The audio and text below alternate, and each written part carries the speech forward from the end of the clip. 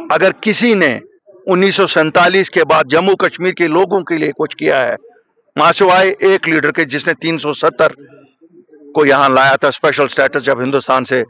उन्होंने दिल्ली में बात की और हिंदुस्तान के साथ इलाक हुआ, उसके बाद अगर किसी ने जम्मू कश्मीर के लोगों के लिए कुछ लाया वो तो अपनी पार्टी ने लाया है। आज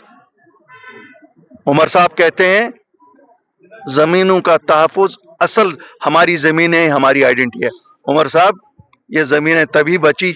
जब अल्ताफ़ बुखारी और उसके साथियों ने, अपनी पार्टी ने हिम्मत की, अपनी इज्जत को दांव पे लगाया के फजल से अगर स्टेटहुड वापस आनी है वो भी जम्मू कश्मीर अपनी पार्टी ही लाएगी और आप ही वर्करों ने उसके लिए जदोजहद करनी होगी। वो